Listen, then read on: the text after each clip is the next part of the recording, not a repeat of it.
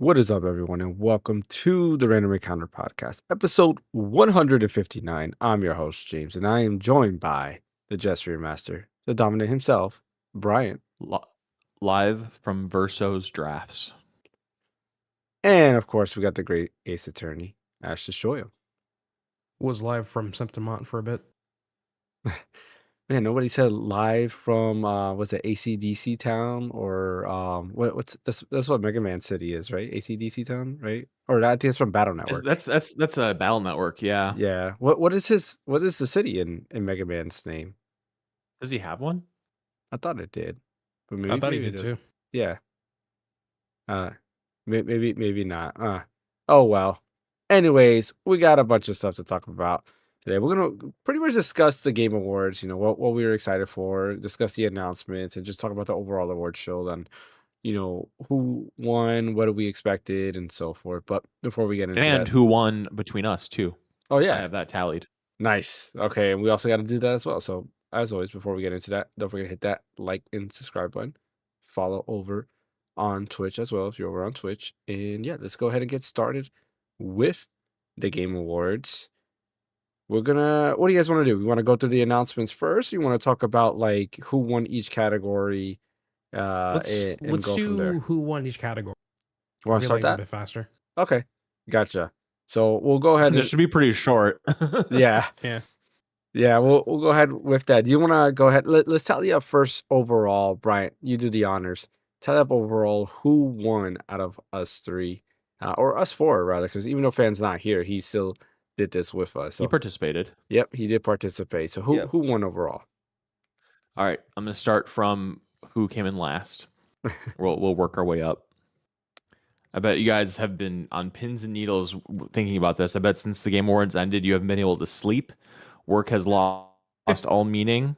You've been looking forward to this podcast just because you couldn't take the anticipation of knowing who won the Game Awards between us four. So, coming in hot in fourth place, Ash Destroy with 12 points.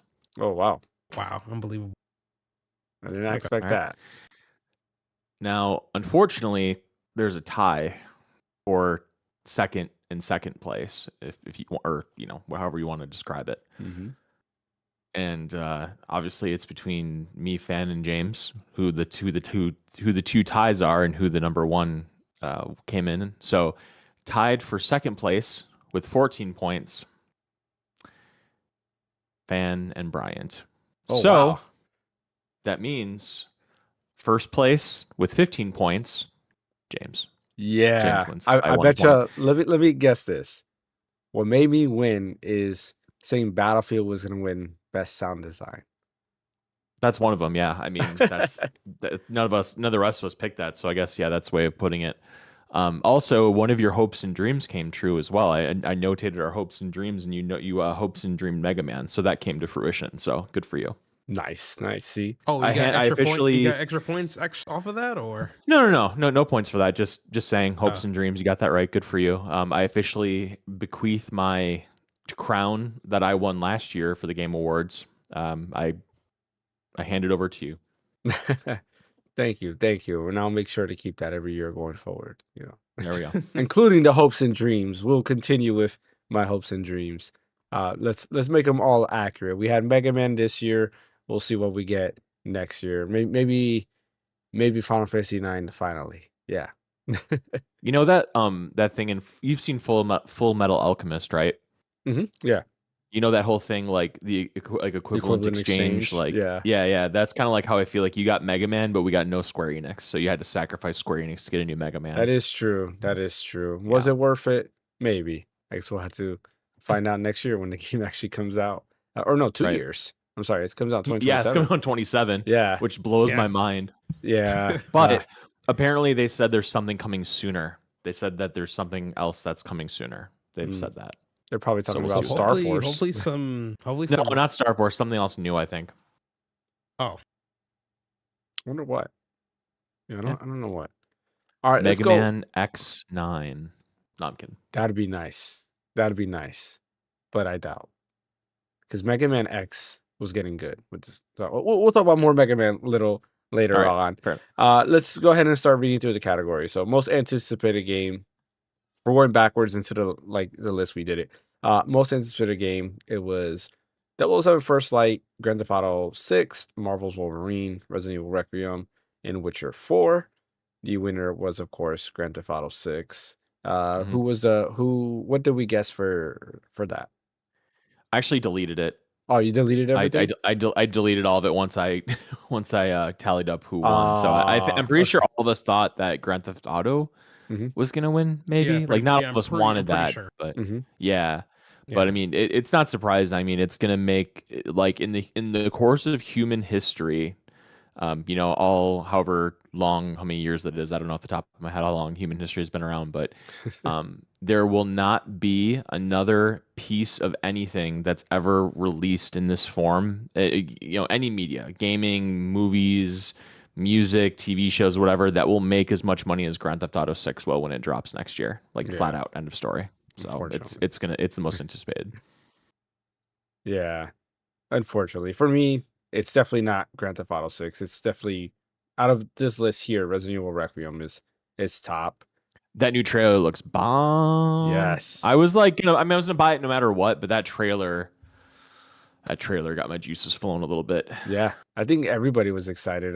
Some people that I know they are huge Resident Evil fans were super excited to see Leon and just everything about that. And now we know a little bit more about it, how their stories intertwine, and their stories gonna be equally split. So 50% of the game is um Grace, the other 50% is Leon, which is kind of cool because I didn't know they're gonna do like a 70-30 split or something like that. So It's I'm 50-50? excited. Yeah, they said Capcom themselves say it's 50-50, Okay. which is nice. Next category, best adaptation. It was Minecraft movie, Devil May Cry, Splinter Cell, Death Watch, which I didn't know existed when we were going through this awards. The Last of Us season 2 and Until Dawn. Of course, The Last of Us season 2 was the winner. I I remember don't this know. one. I'm pretty sure. I think we all picked the Minecraft movie Yeah, for what we thought would win. I was the only one that picked Last of Us that I thought would win, or the yeah, only one that picked Last of Us that I wanted it to win. yeah. What did I want to win? Was it Minecraft as well? No, it was. What were the choices again? What was it? Minecraft, Devil May Cry, Splinter Cell, Death Watch, Last of Us season 2, and then Until Dawn. See, I thought Yeah, I think you said Minecraft because your kids or something like that. Your kids Yeah. liked it, so you wanted it to win or something. Yeah, I mean, I liked it. I enjoyed it. So I still gotta watch Devil May Cry, and then maybe Splinter Cell. Yeah, I want to watch that too. Maybe.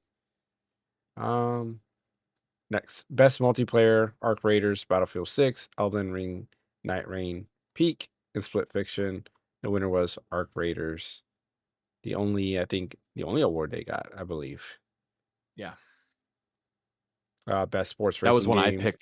That I don't remember if everybody. I was the only one that picked that. I don't remember. Yeah, I don't remember what I picked for that either. Best sports or racing game: EA Sports FC 26, F1 25, Mario Kart World Rematch, Sonic Racing Cross Worlds, and Mario Kart World won that.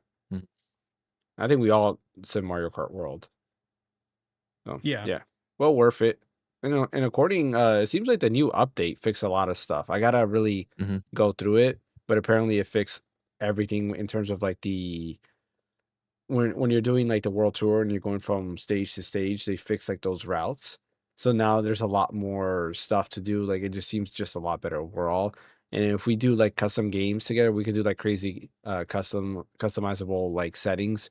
For example, we can make it that the only item is blue shells when we're playing against each other. So not fun. That would not be fun at all. I wouldn't mind playing with it. The only item is like the golden mushroom, just for boosting and just that'd be insane. I think that would be fun. That'd be fun to do nothing but golden mushroom. That'd be fun. We're gonna have to play Mario Kart World again, I think, together just to play around. It's fun. Best sim strategy game. Choices were Final Fantasy Tactics, The Evilest Chronicles, Jurassic World Evolution 3, Sid Meier's Civilization 7, Tempest Rising, The Altars, and 2 Point Museum. I think we all said Final Fantasy Tactics was gonna win. I Yeah, which believe. is Yep. well deserved. Thank God. Yep. It won. Well deserved. Yes, I'm glad, and hopefully that means that we'll get some more Final Fantasy Tactics games later on. You know what's sad though? It's like every time Fire Emblem was in this category, it never won. Mm. Yeah, I think even in the year that Three Houses came out, it didn't win, but it did win the Viewer Choice Award for that year. For the like top game. I forgot what game won that year. But I know that won the Viewer Choice Award, which was nice. Best Family Game: Donkey Kong Bonanza, Lego Party, Lego Voyagers, Mario Kart World, Sonic Racing Cross Worlds, and Split Fiction. Donkey Kong Bonanza won. Yeah, I don't get that. Like family in what way? Like family friendly maybe, but as far as like the whole family can play it, I would say Donkey Yeah, Kong Bonanza is not that. yeah, I was gonna say the same thing. Like I feel like Mario Kart World should have been Yeah. the best option. Maybe best platformer or something, but I guess they don't. There's not too many platform games nowadays. This one was Right. a little bit surprising. Best fighting game: TXKO, Capcom Fighting This was Collection an 2. Ash category. Yep, Yeah, Fatal that Fury: was the City of the funniest one. Wolves, Mortal Kombat Legacy Collection, and then Virtual Fighter 5 Revo World Stage. I did not expect Fatal Fury: City of the Wolves to win because I just feel like nobody cares about that. I think I picked Mortal Kombat. I think all of us said Mortal Kombat was gonna I think win. so. No, I said. Well, you, Fatal Fury. yeah, you were the No, only no, one that except said for Fatal you. Fury. Yeah, Yeah. Oh, and yeah. surprisingly, yeah, Fatal Fury won. So I still want to pick it up. I definitely have to. I need to check on the wish list to see if it's on sale. I hope it is, because if it is on sale, I might pick it up. We got Best RPG: Avowed, Clair Obscur Expedition 33, Kingdom Come Deliverance 2, Monster Hunter Wilds, and The Outer Worlds. I don't know if I can consider Monster Hunter Wilds an RPG. I mean, kind of. It is. You consider it an RPG? Yeah. I Also consider it like Monster an Hunter games are action considered RPG. adventure game. Yeah, but you still need like various stats when it comes to like weapons and all kind of stuff. It's not just I pick guess, a weapon and that's go out and right. hack and There's a slash. lot of You gotta numbers actually, there. Yeah, there's a good amount of that's numbers. true. Yeah. But yeah, the winner was Clair Obscur Expedition Yes. 33, which I think we all knew was going to win that. I know Bryant was actually sad that Monster Hunter Wilds didn't win, but you know. Yeah. I don't want to talk about it. Keep going. Best action adventure game: Death Stranding 2, On the Beach, Ghost of Yote, Hollow Knight, Silk Song, Indiana Jones and the Great Circle, and Split Fiction. The winner for this was Hollow Knight, Silk Song. Yeah, I don't remember what I chose, but yeah, Hollow Knight, Silk Song won. I shouldn't Yep. have deleted that. I didn't realize that we were gonna kind of have this format. I wish I would have saved it. It's all good, all good. Best action game: Battlefield 6, Doom: The Dark Ages, Hades 2, Ninja Gaiden 4, Shinobi: Art of Vengeance, Hades 2 won this. Best VR and AR game: I think we skipped that. Yeah. I believe so. Yeah. Best mobile game: I think we Skip kind that. of skipped it, but we Oh, were no, we did pick that. Oh, We we did pick did? that. It's that pony Okay. game, isn't it? Yeah. Uma was it? I can't don't know how to pronounce it, but I can't pronounce it, but it's called Pretty Derby. Yeah, Uma Musumi, whatever, Pretty Derby. Yeah, It's the Pretty Derby is right after that long ass name, so Yeah. let's go with Pretty Derby. it's funny. It's by Side Games, so the same people who does Grand Blue Fantasy, which Side Games is made up of ex Square Enix employees who worked on Final Fantasy, which is why Which Grand one? Blue Fantasy kind of borrows a lot of Final Fantasy elements. So Do you know which ones though? Well, which games Final they Fantasy worked games? on? No, I Yeah. don't. That I don't know. Oh, interesting. Okay. Best debut indie game: Blueprints, Clair Obscur Expedition 33, Despelate, and Dispatch. Expedition 33, of course, won that.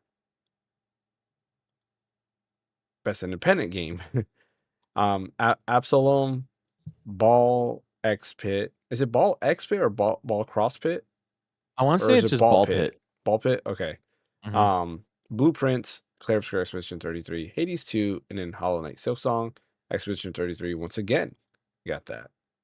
Best community support: Baldur's Gate 3, Final Fantasy 14, Fortnite, Helldivers 2, No Man's Sky, Baldur's Gate 3 won that.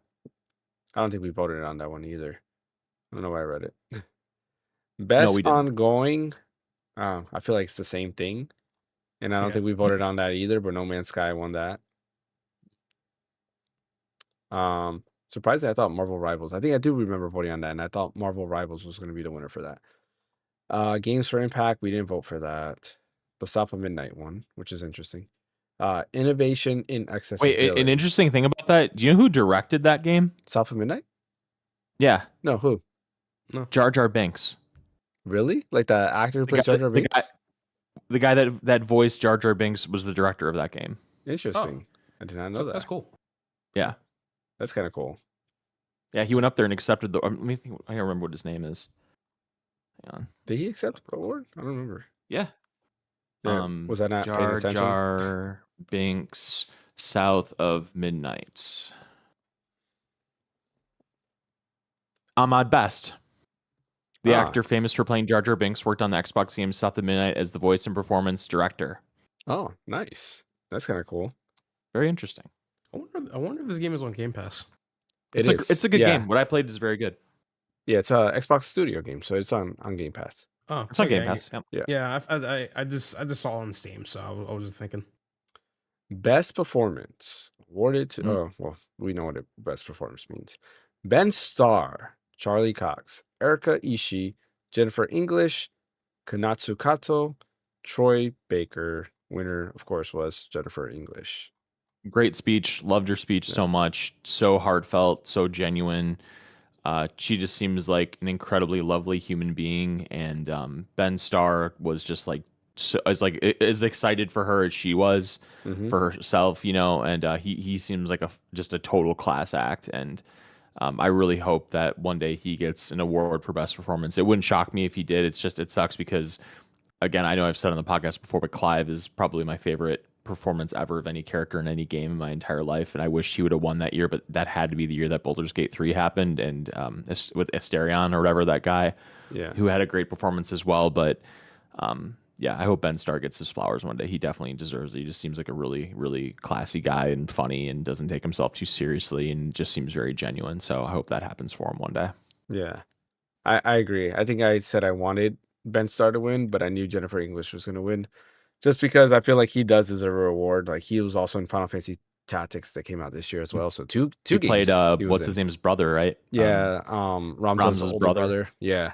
And yeah, he did a good job doing that as well. Like I really like him in every character that he's voiced so far.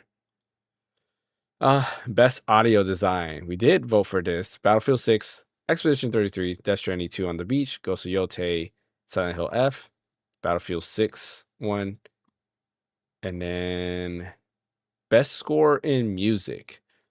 Christopher Larkin for Hollow Knight, Darren Korb for Hades 2, Lorien Testard for Expedition 33, Toma Ottawa for Ghost of Yotei, and then Woodkid and Ludwig Forcell for Death Stranding 2 on the Beach.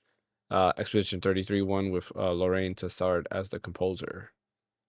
Loved his speech too. He just came across as such a genuine, soft-spoken guy that just was so happy to be up there. And when you hear the story about how he was just some dude on SoundCloud that they just found or whatever, and all of a sudden here he is making this game that's gotten all these accolades for having such an incredible soundtrack. And they had that badass performance at the beginning of a song from Expedition 33, and he just shred on a guitar. Like that was just such a cool night for him, for sure. Best art direction. Expedition 33, Death Stranding 2 on the Beach, Ghost Yotei, Hades 2, and Hollow Knight Silksong. Expedition 33 won. I will tell you this, the update, because I've been playing the game mainly on the ROG Ally X, that update made it look so much better than what it was. Yeah, like it is a night and day difference with how it looks. I'm impressed. Frame rate is also way more consistent because it was like fluctuating pretty big. Previously, I think the only options was DLSS, XeSS, and then TSR. There was no AMD FSR options at all for whatever reason. Kind of like Final Fantasy Rebirth, which I hate, or Final Fantasy 7 Rebirth. I hate doesn't have FSR options. But now that they added the FSR options and native like AMD FSR, I think 3 frame gen, it's flawless. Like it looks so much better. It looks gorgeous. Like they did a really good job with it. So I gotta say, I do like the way it looks now, and yeah, I can see why it won best art direction for sure. Keep playing it. I was Keep playing it a trucking. little bit. I was gonna play it yesterday, but I was so tired from work. Like Mm. I just like passed out. I was so tired. Like I Oh, was staring at my ROG Ally X, and I was like, I can't. I'm too tired. I would miss every single like dodge and everything like that with how tired I was. I mean, I've been making progress on it. I've been doing the like the last story quest for each of the expedition members. I think the Mhm. last one I need to complete is Miles, I think.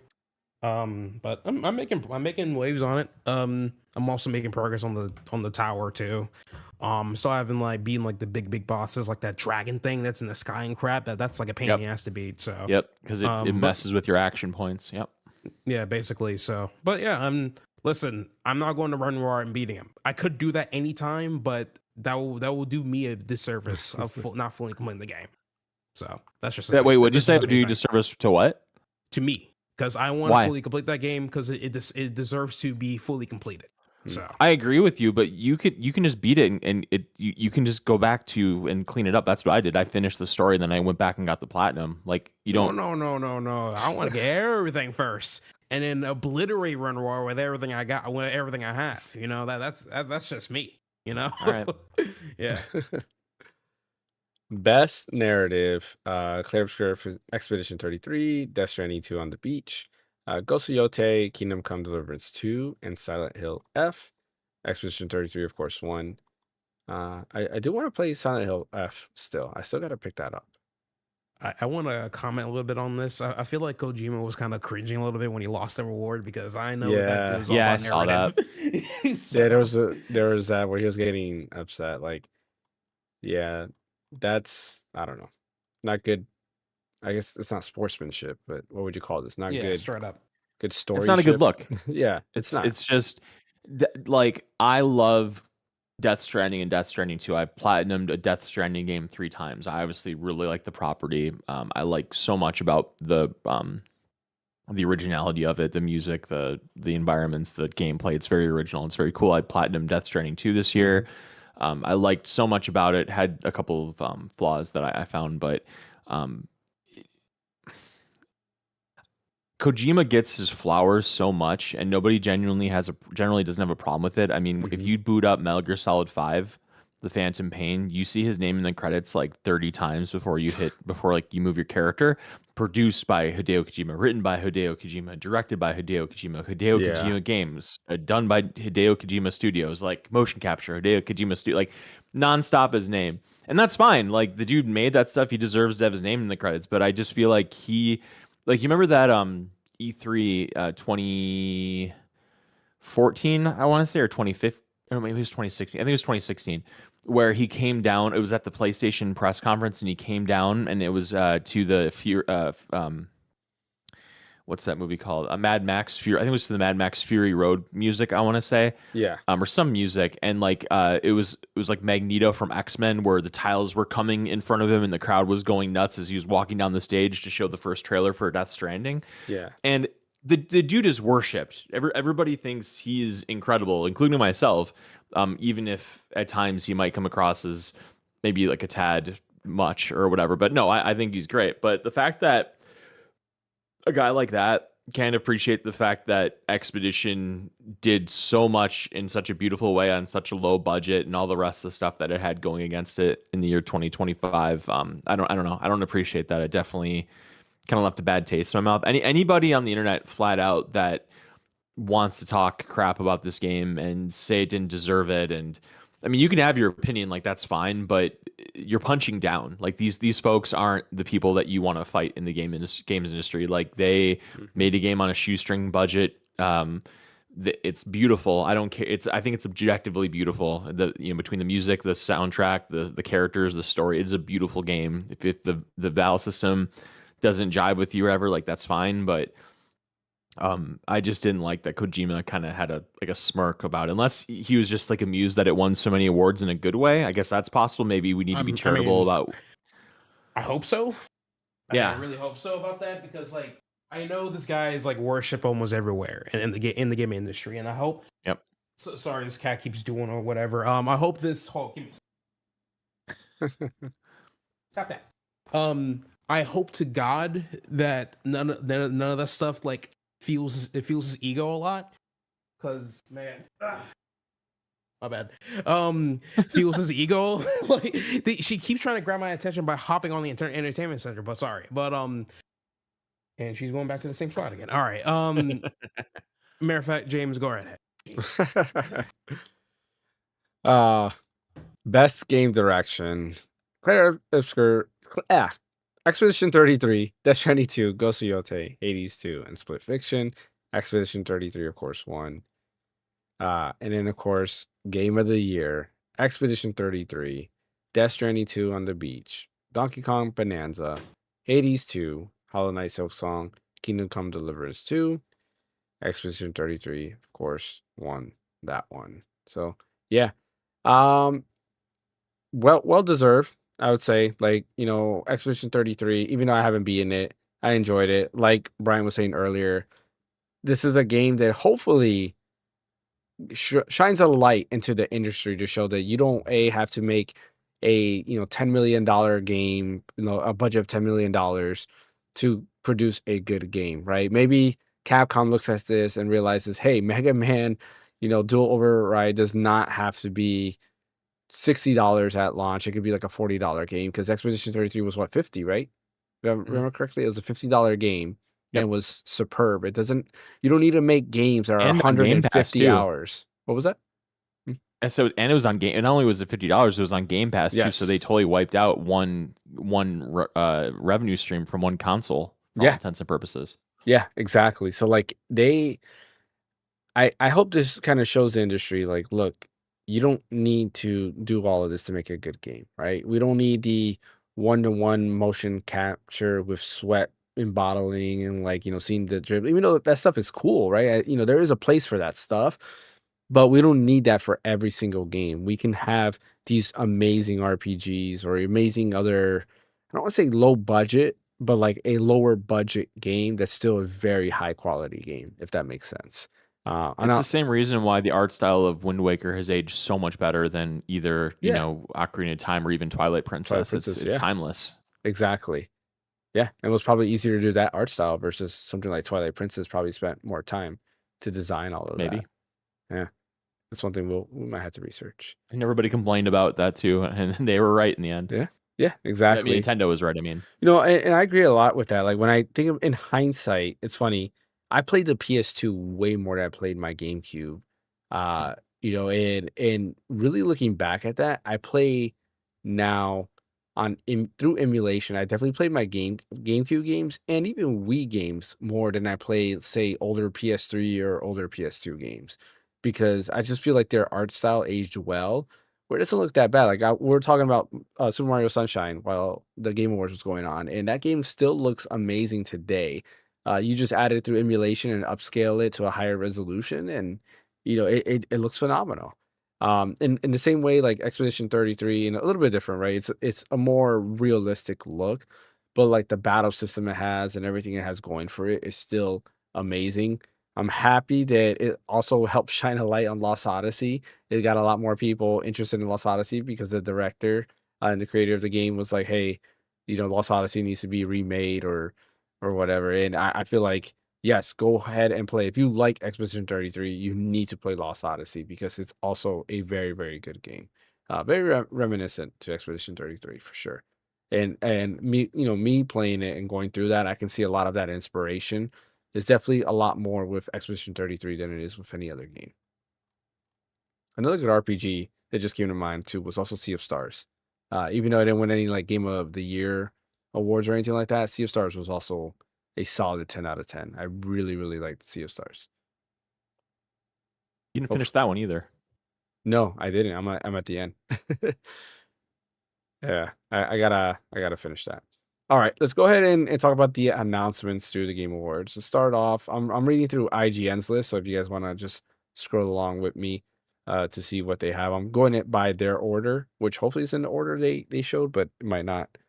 I'm starting off with Star Wars: Fate of the Old Republic, a new single-player Star Wars game from from Casey Hudson, who we know from being a part of Knights of the Old Republic in the Mass Effect trilogy, and one is less fortunate, Anthem. Unfortunately, that was his last game, Anthem. I'm still excited because KOTOR was amazing. Mass Effect series was amazing. Yes, Anthem wasn't that great, even though Anthem itself was good. I think what killed it was the live service aspect of it. But I enjoyed Anthem. Like the little bit I played of Anthem, I thought was pretty cool. Definitely made you feel like Iron Man.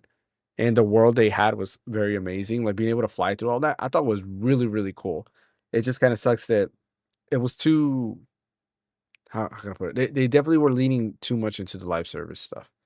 But yeah, this is going to be pretty awesome. We don't really have much about it yet. We just know it's a single player, narrative driven action RPG. That is it. And it seems like development, I forgot where I saw it. I know somebody posted. Apparently, development really just started. Like Casey Hudson just put together this team. So we might not even be seeing this game until like 2030, which is crazy. It might be a very long time before we see this game. Nope, we'll wait and see if this is good. Expedition 33 announced some stuff. There was an update which I talked about earlier that improved frame rate, but they also added. Do you actually want to talk about it, Brian? Do you know all of it on top of your head? Oh, I'm sorry. I just read something really crazy. What would you ask me? Just the Expedition 33, the like update that it added. Oh yeah. So I played it a bit. It's so crazy because I kind of uh after I got the platinum, I unequipped all of my Pictos and all my Luminas from all my characters and just kind of like saved my game and left my characters in that world. Just, okay, I'm done with this game now. And I'll go back to it one day and I'll do it on Steam or I'll do it on Xbox so I can get all the achievements and or whatever on those platforms. I figured I was done with my PlayStation playthrough. But then this DLC came out and obviously I wanted to play it on PlayStation because I have a completed save there and everything. And so I had to go in there and I had to like re-equip all my Luminas and all the Pictos and everything, and it's so time consuming to do it when you have hundreds of them. When you have like hundreds of Pictos, you have to go through and choose how you want to do the points and all the rest and everything. And it was very time consuming, and it wasn't something that I was looking forward to, but I did it. So then the main new area is Verso's Drafts, which is a really sick area where it's a version of what Verso's world would have looked like when he was a kid. Like, I don't want to get too much spoiler territory as far as what that all means or whatever.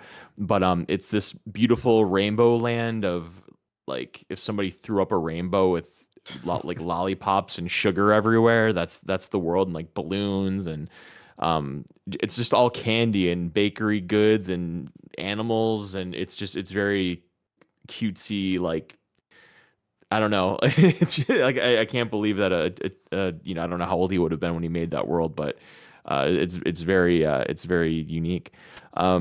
There's a boss at the end of it that when I went through the whole thing, because eventually I did equip all the Pictos and Luminas, and I wiped the floor with all the enemies pretty much, because once you beat the game and you get through the endless tower, which I think Ash is in right now, when you finish that. And when you're able to beat Simon, there's not a lot in the game that's gonna be challenging anymore. So I defeated all the enemies, or a lot of enemies, in Verso's Drafts with no problem. But apparently at the end of Verso's Drafts, there's a boss that's very difficult, and I haven't gotten to him yet. But I'm gonna do that maybe after the podcast and see how truly terrifying he is. I've seen him and I laughed. Yeah. So and then I guess there's also new bosses in Endless Tower that are like ramped up versions of Simon and Clea and stuff like that. And honestly, I have no interest in doing that. Like, if I got trophies for it, maybe I would put myself through that torture, but I'm good. So that's just so far what I've noticed. They had some quality of life things too. Like, there's a photo mode, and as you mentioned, they did a bunch of PC mobile PC upgrades and stuff to make it more playable on Steam Deck and stuff like that. But yeah, I mean, it's a free update. They added new music, obviously, because Verso's Drafts has its own music score, and the battle theme is actually really fun and good.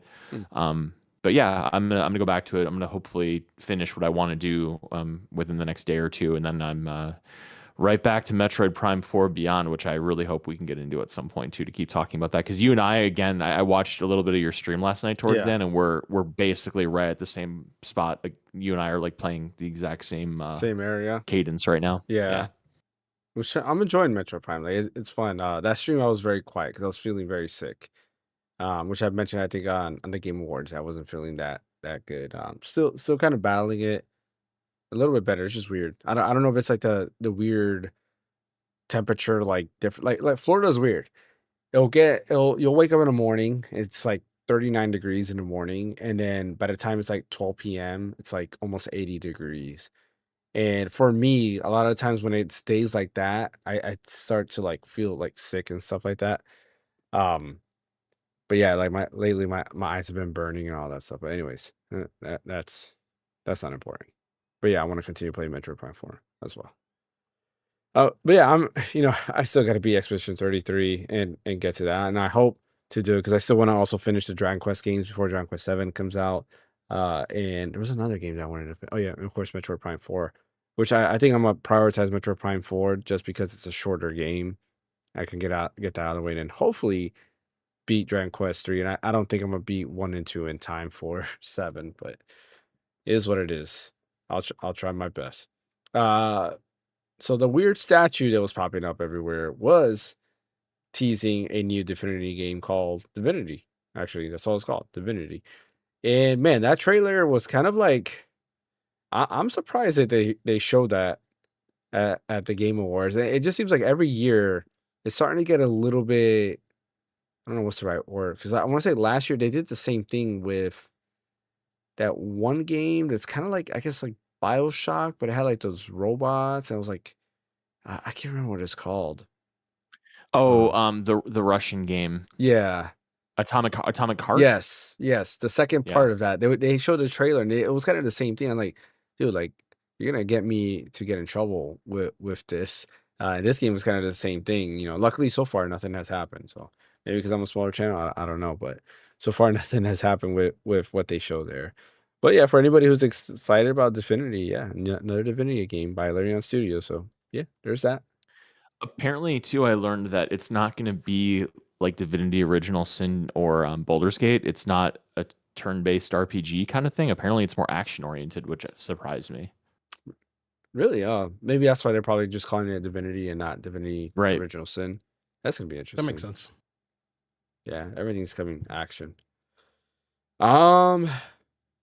One of the exciting news that we saw, one of the exciting trailers was, of course, Capcom finally showing off Leon as a playable character. And the trailer was amazing. Seeing the stuff that Leon can do was pretty cool. Like that part where he just has the chainsaw. Like I was one of the YouTube comments was Leon went from being afraid of the chainsaw man to becoming the chainsaw man. Like that's Basically, pretty much yeah. it. Yeah. Like you had to go ahead and fight and run away from the chainsaw man, and now look, you're using the chainsaw.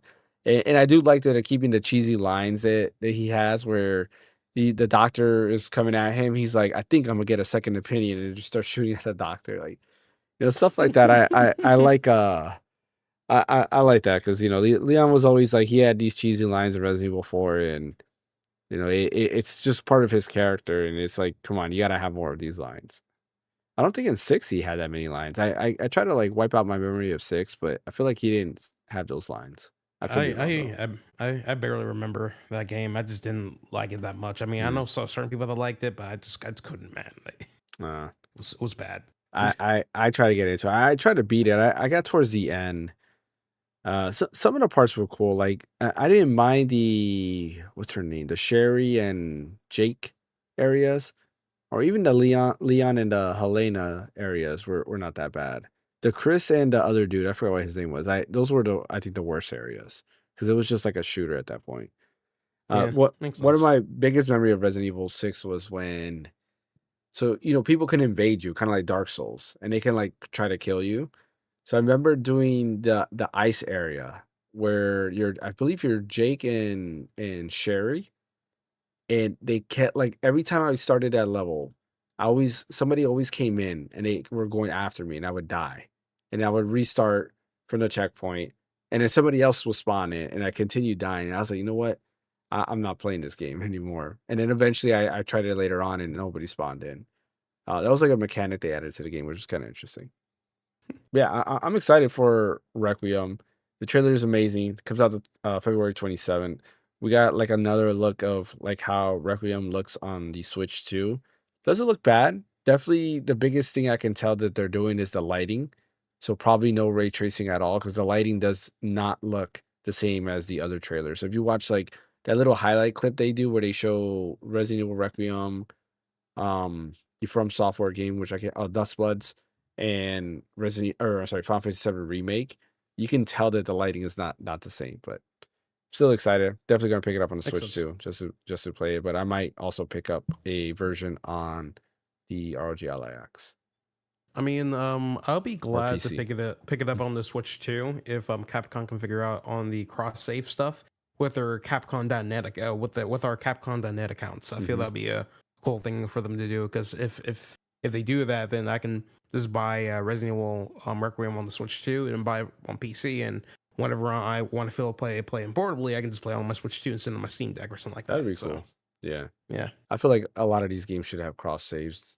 That might actually help them out because people who have Switch 2s might help them like double dip. Maybe they have a PS5 and a Switch 2 and they want to have cross save data. It That'll will help a certainly lot. get me. It will Yeah. certainly get me 100%. So Yeah, definitely. Tomb Raider announcement. That was kind of leaked beforehand, but Tomb Raider Catalyst was announced, which is coming out in 2027. But there is a Tomb Raider 1 reimagining, which is what they're calling it, that is coming in 2026. That one is called The Legacy of Atlantis. And it's basically supposed to be a remake of Tomb Raider 1. This is kind of interesting because what they're doing is they're going back to the roots of Tomb Raider, where you actually raid tombs versus what the newer trilogy was, which I do like. Not to say the newer trilogy was bad. I did enjoy, Tomb Raider, or Tomb Raider, Rise of the Tomb Raider, and Shadow of the Tomb Raider. I really did enjoy those games. But like my biggest issues with those was like there was really not a lot of tomb raiding that you did compared to the first three games. But this is a remake of this, and then Catalyst is supposed to be back to that tomb raiding part, which is kind of cool. They kind of mixed in her original design with like her newer look, so it's like a blend of both. And yeah, I'm excited to give this a try, and I can't wait to play with this. This is being developed by Crystal Dynamics in partnership with also Amazon Game Studios. And I forgot what the name of the other company is. Let me see if I can find it on here. No, it doesn't say. There's another company that's with it, so it's like pretty interesting. What's more interesting is the Amazon Game Studios, but I'm sure this has to do with they are doing. I believe they're doing a live action Tomb Raider TV series, if I remember correctly. what series? The Tomb Raider series. Oh yeah, I think they are. I think it's a TV series or it might be a movie. No, I think it's a TV series that they're doing. Yeah, it needs to be a TV series. I remember them saying there'd be a TV series. I think so. Yeah. So yeah, that's that. That comes out 2026, and then of course Catalyst comes out in 2027. I have a Control. hot take. Yeah, go ahead. I think that Tomb Raider series, Tomb Raider, what's the second one called? Rise of the Tomb Raider, I Yeah, think. Rise of the Tomb And Raider. then Yeah. Shadow of the Tomb Raider. Mhm. Those three games are as good, if not maybe better, than the Uncharted trilogy. I agree. As far as gameplay goes. Like I think the characters in Uncharted are more endearing, kind of, and it's like funnier. Yeah. But as far as just the pure action, platforming, different tones. gameplay, Yeah. gunning stuff, yeah, it's better than Uncharted. Yeah. Yeah, I think the different tones, and I would agree with you. Like I remember when the first Tomb Raider came out, I fell in love with it because I was like, gameplay wise, it took what I liked about Uncharted, but just made it better. And it's funny. Like They're I so like to good. All joke. three of them are. I like to joke that like Tomb Raider was just basically, female Indiana Jones. And then Uncharted basically. became like male Lara Croft. And then Tomb Raider became like, female Uncharted or, Drake, right? And then now it's just continuing on where Uncharted is nowhere to be found. Right. But like, and I say it in that way respectfully because I think they all were very unique. They all borrowed from each other. But I do agree, like I enjoyed the newer Tomb Raider trilogy more than I enjoyed Uncharted Maybe Uncharted 4 stands up pretty high though, because I did really enjoy Uncharted 4 for sure. But yeah, I would agree with that. Control Resonant. That was announced as coming 2026, and it actually looks really, really good. It looks so sick. Yeah, I was very surprised. You play as what was her name? Jesse Faden. Okay, yeah. You play as the Her brother, brother Dylan. Dylan. Yeah, which is kind of cool. And instead of it being like a shooter, it's like an action, like a Devil May Cry like looking thing, which is pretty dope. Like I'm really looking forward to this game. This looks really You got to finish good. Control 1, James. I before do you gotta play play that. I've already started on Control 2 days ago, actually. What you played on? Yeah. Oh, I'm playing on PC right now. On PC? Yeah, because Wonder I've if it's been on having the sale. Ultimate Edition for a while now. I guess I definitely bought it on a good sale at one point in time. So, but I started Nice. playing that. Right now, literally half the game, I'm just, and I don't know, this is the ADHD with me kicking in, but I'm just trying to collect everything I can possibly find. Yeah, there's Like so any- much. There's so much to like collect. any sort of lore I want to look through. And Mhm. everything about it, which is it's just fun to do for half the time. And I'm also trying to figure out the narrative behind this, because it's the way that Jesse is talking in the game and stuff, especially when she keeps saying, "We will do this, we will do that." I feel like I feel like the way she's talking, I feel like she's in some sort of psych ward, or she's actually talking to you, the player, in a fucking, I mean, excuse my language, but in like a 4-dimensional type of thing. I don't know. It's quite I won't the spoil it. international. Yeah, it's quite the interesting narration that they're aiming for, and I'm looking forward to like how it's unfolding by the end of the game. So Yeah, I think I gotta see. I don't know if I own it through PlayStation Plus or do I actually own the game that I bought it. I was playing on PS5. I remember playing on PS4 and then playing it on PS5, and I got the what was it, the Ultimate Edition, the upgrade. Mhm. And I love the way the DualSense triggers work with that game, because like when you do a shotgun, you have to press harder, and I really like that. Like it did hurt my fingers because like you're pressing really hard, but it was like a cool feel to the game. I really enjoyed it on PS5 with the DualSense. I wonder if they have that functionality on PC. You should check if they do. I hope so. Yeah, I'll test it out. Yeah, because it works super solid on there, and I like every gun has different triggers, so like the trigger feels different for each gun, which is super cool. But yeah, I liked it, or not gun, I guess, because the gun kind of like transforms, but you know what I'm saying. Yeah, it's a service weapon. Yeah, but yeah, Control Resonant comes out 2026. No release date yet. Will be available on PS5, Xbox Series X and S, and PC. Also, every game they announced pretty much is non-existent on Switch 2, except for Resident Evil 2 so far. Or Resident Evil 2, Resident Evil Requiem so far. Yeah, because nothing else was announced for Switch 2, which is very sad. I mean, hey, Pragmata is coming to Switch 2. You're forgetting about that game. Yeah. Oh, yeah. Well, we haven't gotten to Pragmata yet, but yes, that is true. Okay. Returnal successor, Seros, got a new release date. Actually got quietly delayed. But it's coming out, I believe now April 30th, which before it was coming out March, if I remember correctly. And they showed off kind of a new trailer, which like I didn't really need to see any more of that. Super Mario Galaxy movie got a new like 30-second footage, which was cool, and showed a little bit more of Bowser Jr.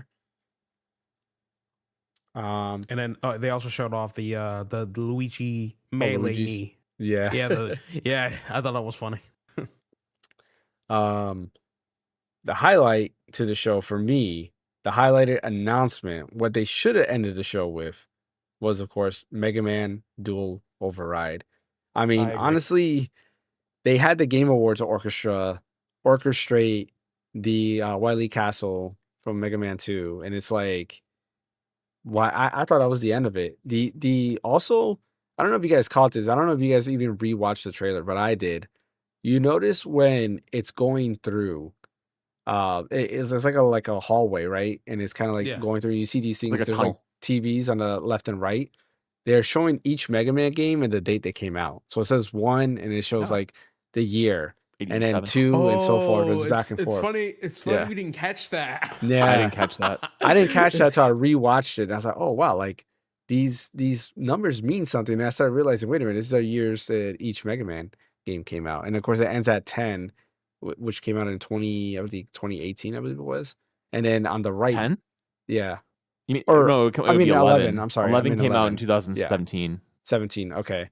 So it ends at 11, and then like on the right, there's like nothing there, which is kind of cool. And then that's when the thing opens up, and then it says the numbers, of course, is DLN, which is Doctor Light number, and this is 001, which is what Mega Man is, because Proto Man is 000. 000. Yeah, and then Mega Man 001. So yeah, but I'm excited for this. I will say I'm worried, but I'm still excited. Worried in the sense that like I do like the art style. I love the way this Mega Man looks. Actually, like there's my wallpaper for my Mac now is Mega Man because with his new cool. art style, because he looks super dope. I really like what they did with that. But my worry was that when I first saw the trailer, you see that first area, it reminded me so much of the trailer in Mega Man 11 of Brickman's level. And I'm like, that looks very similar, but it's not. Like this one is in the city. Brickman is not in the city. You're like in this giant like construction area. But we'll have to wait and see how it goes. What I'm also excited for is at the end, of course, you hear Proto Man's whistle. So I hope Proto Man is involved and hopefully a playable character. And then of course And Bryant Bass. shared that Discord link where apparently Bass might be also coming in this game, which would be awesome. Honestly, what would make this game perfect, or close to perfect at least, is letting you play as Mega Man, Bass, and Proto Man. Because I think the last time, or what? Huh? Or it's called Dual Override, so maybe it's Mega Man and Proto Man, or Mega Man and Bass. Like Yeah. they're the dual overriders or something. Maybe that's true. That is true. I wasn't thinking that. I was thinking dual override is probably some mechanic that you can do. Yeah, But that would be cool. possible. Like I really hope Proto Man's in it. Like we heard the whistle, so Proto Man's got to be there. And I feel like Capcom knows that the fan base really likes both Bass and Proto Man.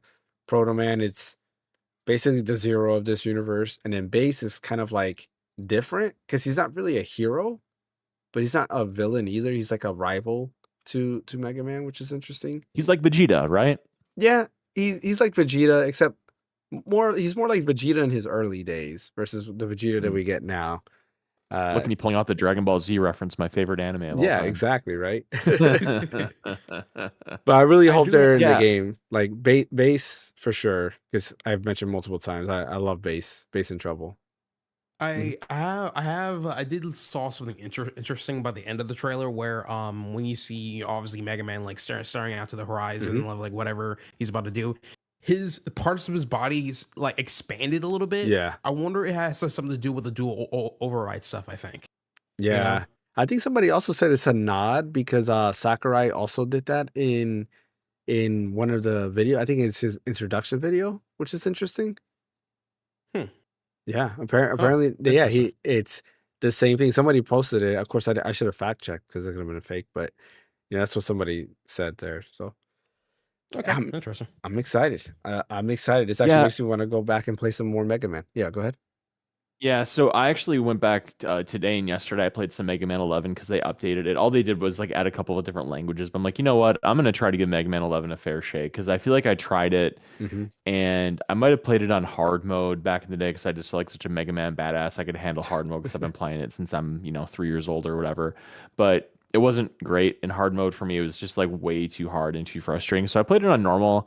I beat I don't know if it's Brickman stage or something. I forget what the guy is, but I finished his level, managed to do it on my first try. I didn't have to continue or anything. I beat it, and then I went to Acid Man's level. And I think the thing that frustrates me most about this game, it's two things. Because I actually think the overdrive and the or I don't know what you call it, but like the powered up mode where you can shoot charge shots effortlessly, and then there's a mode that makes it so the enemies slow down and you move faster, or like the world slows down and you can like move better or whatever. So there's those two modes. And I think the mechanic actually is kind of cool. Like it could work. But I think what my main problem with the game that I think would immediately kick it up a notch for me is if one of these two things got taken care of in it. Either one, the stages are way too long. They're so long. And then the second thing is the checkpoints are way too few and far between. So if you go through a level, a long ways and you die, you're going back. You got to do the whole section over again, like a long part of it. So instead of having like, I don't know how many checkpoints are on a level, but we'll just say, let's say there's 2 or something like that. But the level's long enough where I feel like there should be 4 or something. And if they just gave you more checkpoints, I would like the game a lot more. Or if they just made the game, the levels maybe a quarter shorter or half shorter, I'd like it better too. But as it stands, the checkpoints are just so unforgiving, and the level length is so bad. But I went back to it. I'm actually going to keep trying to play it. There is cool stuff about it, and watching that Mega Man Dual Override trailer kind of made me realize that I didn't really give it too fair of a shake, which is surprising because it's one of my favorite franchises of all time. So we'll when they showed that announcement, I was very hyped for it. But then when I realized that there wasn't going to be a sequential number to it, it wasn't going to be Mega Man 12. My hype died down a little bit because I felt like they were going to try to gimmick this up, like, oh, it's the new rebooted Mega Man thing or whatever, and we're going to put a bunch of janky stuff in it to try to make it appeal to Gen Y or whatever. That's when I started to lose the hype. But then I kind of got to reading, and it's like they probably want to take away the naming convention of the 11, 12 and all that, just because newcomers might be less inclined to jump in if they think that, oh, I haven't played 1 through 12, 1 through 11, so why would I jump in on 12? So maybe that's why they're trying to eliminate that, which makes sense because not all gamers are old farts like us, so they don't know anything about that. But yeah, I'm cautiously optimistic about it. I'm gonna go back to really trying to pound Mega Man 11 hard and try to get through it and have a better feel for kind of what they're going for with it. But let's just not overthink it, guys. Like, just make a quality game, and I can't believe it's not coming out until 2027. Like, that blows my mind. I mean, they showed it, and I mean, it's a 2.5D Mega Man game. Like, does that really? I mean, because you saw the video of it or whatever, and it looks like there's a lot to it already. I mean, it's not done obviously, but I can't believe that's going to take another year for that. Like a year, like that's crazy to me. Maybe they think that GTA 6 is gonna ruin their sales numbers. Yeah, right. That or they didn't want to mess up this release this time around, and they want to make sure they wanted to get this right. Well, with the fans, So I wouldn't mind that. Like, if they really want to make it right and they feel like they need that much more time to polish it, then I would give it a pass. Let it cook. Yeah. Yep. Let it cook. And hopefully they're looking at games as such as like Berserk Boy and like Gravity Circuit as like games to kind of reference, because those games were amazing in their own right. Playing homage to or homage to Mega Man itself, which is great. Even the Gunvolt as well, like, because Gunvolt is that's more like Mega Man ZX series, but still it's Mega Man-ish. I thought of something that I really wanted to say before about Expeditions 33's DLC that I don't want to let go because I think you'll appreciate it. Did you see what I texted in the Discord about what they say in Expedition DLC? How you fight this enemy that says you'll never see it coming, and then another one says what's that Shulk line? I'm not feeling it or whatever. The guy goes, I'm not feeling it. I'm not really feeling it. Yeah. That's kind of like hilarious. Because what made me think of that, because you said homage, and I was like, oh yeah, that's an homage to Persona and Xenoblade. Yeah. Because like Xenoblade with the Shulk, Xenoblade Chronicles 1 saying, I'm really feeling it. I'm not really feeling it. Yeah, and then that's Xenoblade Chronicles 3 where he says, I'm not really feeling it, which is funny. Fun fact, it's kind of like that Shulk is younger, so he's all hyped up, and I think when he becomes older, he started realizing so what is that meme where it says, I wish I was young where I didn't know the world, or whatever it was. Like, yeah, that's pretty much it. I also mention one last thing. Last thing on Mega Man real quick is I hope they do not use, like, no offense to the composer to Mega Man 11, but I personally did not like the music to Mega Man 11. I don't like this kind of like, the vibe they went with was just kind of like, like not my cup of tea. It was kind of the same type of music they were going for with Street Fighter 5 as well. It's just I don't like it. I wish my favorite soundtrack out of all the Mega Mans I really like is 8. Maybe Mega Man Bass. Like Mega Man in Bass also is really, really good. But I really like 8. Like they had a nice like variety there, and I thought they did a really good job with it.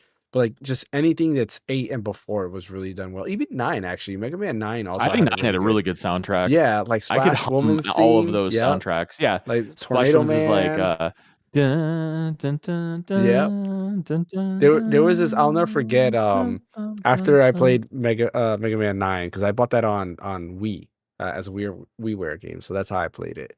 And then I rebought it again on PS3 and 360 later on. But there was this guy who did a remix of Splash Woman and Tornado Man's theme, and I used Mhm. to always listen to it because it was amazing. And today I was trying to find those remixes, and I don't think they're on YouTube anymore, That's a unfortunately. bummer. Yeah, if I find them, I'll post it in the Discord. But Yeah. Yeah, yeah. those songs are really good in Mega Man 9, like Mhm. legit. I used to listen to that what's really crazy about Mega Man 9 too is I remember when that game came out on PS3 Yeah. and how it was like such a novelty to download it and everything. And Mhm. it's so crazy when you think about how that came out. I think it came out in '08, I want to say. I'm almost positive it did. And Yeah. it's just so crazy to think about. Yeah, that was 17 years ago. It Mhm. makes me feel kind of sick to my Long stomach. time ago. Yeah. And something else too that I thought about as well is what was your first system that you owned, Ash? Oh, the Nintendo 64. It's like super. Okay, James, what was your first one that you owned? Well, technically TurboGrafx 16, but Super Nintendo was the first that I remember playing. I remember playing the Okay, so TurboGrafx Super 16 Nintendo. though, but yeah. Mhm. Okay.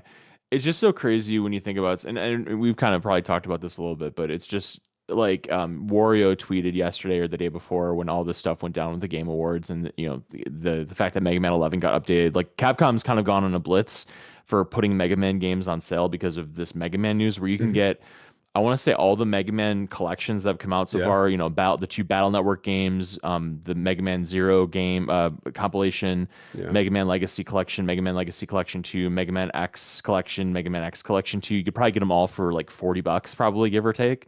Maybe less, maybe like 30 if that, on all the various platforms. And I just think about, young me at 6 or 7 years old, 5. I think I was probably like, 4 or 5 when I played Mega Man 2 or 3 for the first time. And how you had a Nintendo cart, right? And you put it in the Nintendo Mhm. and you played Mega Man 3 and that was it. And it was a big deal. You went to, the grocery store or Blockbuster and you Yeah. rented Mega Man. It was that one game you rented. You put it in the cart or you put the cart in the system. You play that and that's it. And it was kind of a pain to get to. You had to like turn, put the cartridge in. If it didn't work, you used to blow on it, even though it was really bad for it. Put it in there, you play it. Oh yes, the game got to work, and now it's just everything's so effortless that you can get the compilation of all the Mega Man games, put them on your Steam Deck, put them on your Nintendo Switch. You have all of them, boom, right there. You can play any of them at any time, and it's so easy. And I just wish sometimes that I could show my 4-year-old self what gaming looks like in 2025 in that regard. And it would probably blow my mind or whatever. Just something kind of fun to think about. Yeah. I'm sort of a bit of the opposite sometimes. I mean, yeah, everything's so effortlessly. You can you stream stuff, you You can think you download appreciate it stuff. more back then, right? Like you appreciated I it more back then. Yeah, Yeah. for me, I like the experience on going to a store, grabbing what I need to grab, and coming Mhm. back home and this opening that new game smell and stuff, right? Smelling that and then putting it into my DS or to my N64 or whatever it is and stuff, right? And getting that whole experience. I never get tired of it. Yeah. It's one of those Yeah. it's one of those big reasons why I still go to GameStop is mainly because despite the fact that we barely get instruction manuals in our games anymore these days. Um, I still like going into the store, buying a game, coming back home, opening it, and still enjoying the whole thing. So Yeah. I think it's a bit more different for me, if anything. I don't know. No, I get it. Yeah, I definitely can see how one could appreciate it more when you would go and you would get it. I mean, I think I've talked a little bit here about Toys R Us, what Toys R Us used to do, where you used to Mhm. like grab the ticket from the thing and Mhm. you bring it up front and they'd have like a back room of boxes of brand new, not open games. It felt like you really were getting a brand new off the rack, off the factory floor copy. So I totally get that. But I didn't mean like which one's better or whatever. I just kind of just meant it's just crazy when you think about How how the far landscape along has things have gone in changed. more ways than one. Yeah, Yeah, exactly. like even yeah, then, like 100%. we were talking about, like downloading Mega Man 9 on Hmm. through like PlayStation Network. Like for me, I remember Yep. when WiiWare, like the Wii Shop, was a thing, and Yep. to me, I just thought like, wow, like I can play all these. The Virtual Console was there, and I was like, man, I downloaded. I remember Fantasy Star 2, Mega Man 2. What other? There's a bunch of other games that I downloaded that I can't think of right now, but I was like, this is awesome. Like I have all of these Yeah, at my fingertips. it Where was very novel. yeah, exactly, and it was cool. And now I think we take it more for granted because like you just open up the eShop and you just browse through the everything. But back then it was just like the Mhm. coolest thing ever to see these games on there. Or even like through emulation. Like, and that's one thing I like my Retroid Pocket because I can make it look like I want how I want it, like the little like front end where I can be like, okay, I want to look more like the Wii because I'm feeling nostalgic, or I want something more like the cross media bar from PSP because I want to feel that nostalgia and stuff like that. So, oh man, yeah, we've come a long way. Anyways, Mega Man Dual Override coming 2027. Capcom did mention though that they saying that this is the 12th game in the Mega Man series, so they are Mhm. still considering it Mega Man 12. I also, I guess another last thing. I know I said that the last thing was going to be a last thing, but this is really going to be the last thing.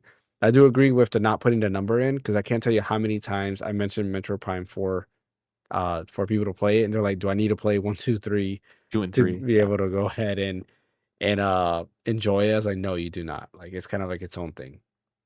hmm Lego Batman Legacy of the Dark Knight Looks release date great. was announced. It does That look looks great. so good.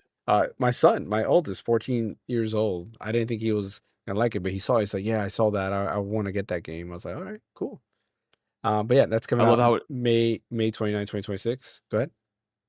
I love how it showed that it shows the intro of Batman Arkham Asylum, Yeah, like how they're recreating all these different moments in Batman. I yeah, think that game is going to be really cool when it comes out. I'll be all over that. yeah. I was telling my son, I was like, "Did you even play the other Batman games?" He goes, "Yeah, I played the one on the 3DS. Remember?" And I was like, "Oh yeah," because I bought him Batman Arkham Was that Origins Escape from Blackgate. Arkham or something? No, Oh, Blackgate. yeah, Okay. Blackgate, which is, in my opinion, I liked it. I know people Okay. hated on it. I like it. It's a Metroidvania. So it's like Arkham Okay. Asylum, but it's a 2D Metroidvania game with the combat of, the Arkham games. And I thought it did a really good job. You're in Blackgate prison and you're kind of going through and as you get the different tools, you unlock areas. Again, Metroidvania. Really, really good. I was actually replaying it on was I playing it? On my Vita because I have it downloaded on my Vita. And I was replaying it on my Vita, I want to say last year sometime. Yeah, enjoy it. I need to go through the Arkham games again. Those games are really good. They are. I enjoyed every single one of them. I know people hate on Origins, but I liked Origins. I thought it was pretty good. Deathstroke's in it, which is nice. Mm. Diablo 4 expansion was announced. Lord of Hatred was revealed. And then they added Paladin, and then another new class, which I don't remember. But yeah, that's to all you Diablo fans. They showed finally the first trailer to Street Fighter the movie, which I thought was cool. It looked great. They showed the car bonus stage scene in there, which I thought was kind of funny that they added that to the movie. But there. It's funny because the little stunt that they put out, a lot of people are hating on it, where they call out the Mortal Kombat cast. And I remember me watching it, I was like, "Oh, cool, they're gonna come out," and then next thing you know, they're like, "No, we're just kidding. We're just kidding." I thought that was funny, but apparently people How about a are missed very upset about opportunity that. that they Mhm. didn't have them announce best fighting game? Yeah, that's actually true. They should have had them announce best fighting game. But like I know a lot of people were hating on them, and like I thought it was funny. You should I feel like if you're getting offended at that, then you got other problems you should be It harkens working back to on. the '90s rivalry that they Rivalry, had. Like, it's exactly. fine. Street Fighter vs. Mortal Wh- Kombat, exactly. So I'm Wait, excited. what was going on? What do you mean what's going on? What happened? Like, well, who got offended Oh, about people are what? getting offended of like remember when they were calling out the Mortal Kombat cast in the Game Damn, Awards? no, You don't no, I remember don't that? remember. Oh, like during the Game Awards, like we won't just watch. Like, wait, why would they call them out for? Like, what's going on? No, they were What they calling did? them out. They were saying like, "Oh, we want to give a big shout out, or we're not the only fighting." I forgot exactly what they said. Like, we're not the only fighting game like cast crew here. He's like, "Let's give it up for the cast of Mortal Kombat 2," and everybody started clapping, and he Oh, goes, "No, we're just kidding. They're that. not here." Yeah, Oh, that. People got offended over that. yeah, because they were trying to That was a say joke. they're not real fans. They're like, because all they care about is money. Because that's why he says like, all they care about money, and he said we care about money and you guys. Like, I thought that was funny. Like, Oh, yeah, that was a joke. That was a joke. What the heck? no, you know how it is. Like some people they just get offended just to get offended. But yeah, I Yeah, thought that was whatever. kind of funny. Yeah. But yeah, that's the Street Fighter movie coming out next year. I'm excited. I'm gonna watch it. A lot of other people are going crazy over other things. Coming out October 16, 2026. There people are hating on the actor for Ken because I did not know this, but apparently Ken is supposed to be like mixed. He's supposed to be like half Asian, half white, and they're upset that the actor's not half Asian and half white. So yeah, but I thought he looked fun. Honestly, I like thought so I too. like that. I like the acting. I like the acting speak for itself. So Mhm. I mean, yeah, they can get more specific because Andrew Koji is not Japanese.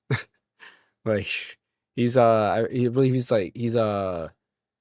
Chinese but British descent. Like he lives in the UK. So it's like we could get way more specific if you want to. I mean, Jason Momoa is not from Brazil, right? And he's not green either. So like, why is he playing Blanca? You know, that makes no sense. Star Wars Galactic Racer was announced, which is basically kind of like a spiritual successor to Pod Racer. It's from the former Burnout and Need for Speed developers, which is kind of cool. So yeah, it looked pretty interesting. It's one of those that I'll just like, wait and see.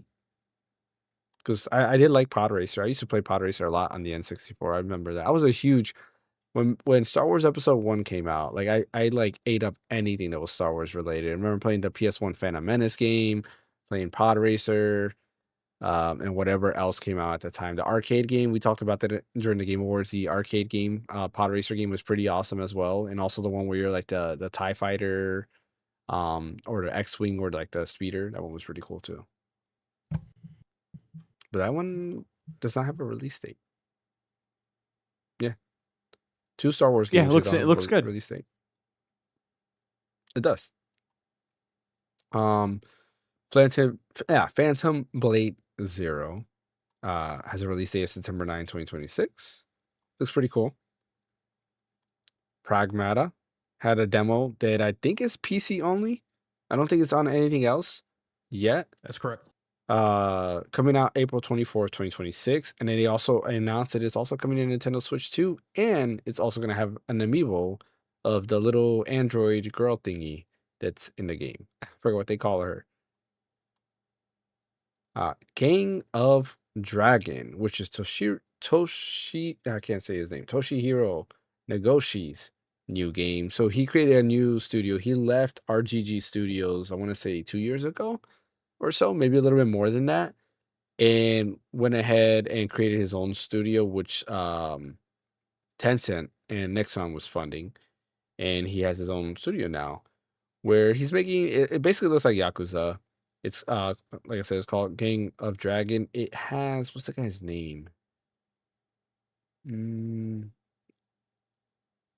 gotta look for the guy's name, because if not, it's gonna bite me. It's gonna haunt you. Yes. Ma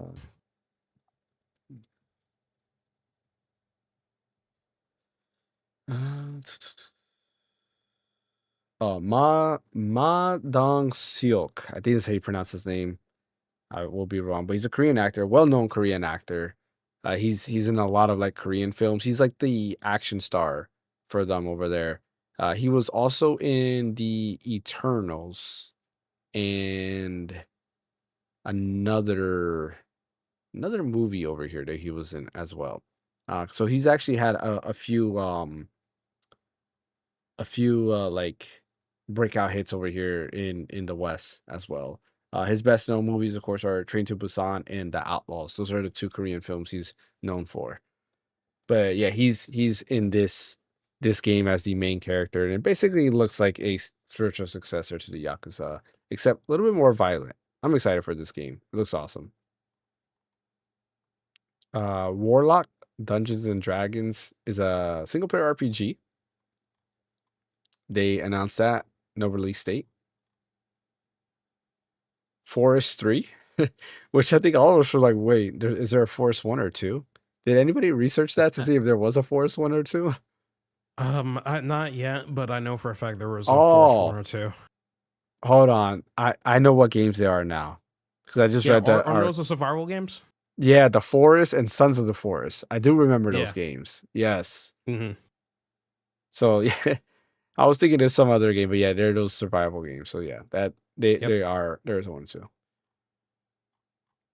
And the game that ended the Game Awards, which a lot of people did not like, which I assume that they must have paid a lot of money just to end the Game Awards with this. That was High Guard, which is basically an Apex Legends look like. It's from the team who made it, from former developers who made Titanfall, Apex Legends, and so forth. Awful last announcement. Awful last Very, announcement. I agree. very awful. It looks like Paladins a lot because like Paladins has mounts, and Paladins was like an Overwatch like clone, but they kind of did their own thing, and yeah, this was not the right game to end it with. I don't know why, but well, I do know why. They paid a lot of money for it. There's two different games that could have ended that would have left such a better impact and such a better taste in people's mouths, and that one is Mega Man, and then the other one is the Star Wars Knights of the Old Republic game, Yeah. the new Star Wars Knights of the Old Republic game. I agree. I agree with you 100%. Total War Warhammer 40K was announced from Creative Assembly. Invincible announced another fighter to their game, which is what? Elemental. I don't remember this game. For Loop. Do you guys remember that game? It's this PlayStation new sci-fi co-op shooter. Oh, it's the bad robot game from Left 4 Dead designer. It's that game. Yeah, there's that they announced. A game called No Law, which I don't remember that one either. I think that was the one that looked like Mass Effect. They were trying to say like it kind of looks like a little bit like Mass Effect. Ace Combat 8. That was the one that kind of surprised me because we were like, what game is this? And then once we saw like the jets, I think you were the one that called it out. Like, oh, it's Ace Combat. Mm-hmm. And then they showed off the trailer, Lenny Kravitz joining 007 First Light. And then Deadpool for Marvel Rivals. Which seems to be, I think you were right when it came to the voice actor, Ash, that it's Alejandro Saab. Yeah, that was Alejandro Saab voicing as Deadpool, which I was shocked, but I'm glad he got the role. Mm-hmm.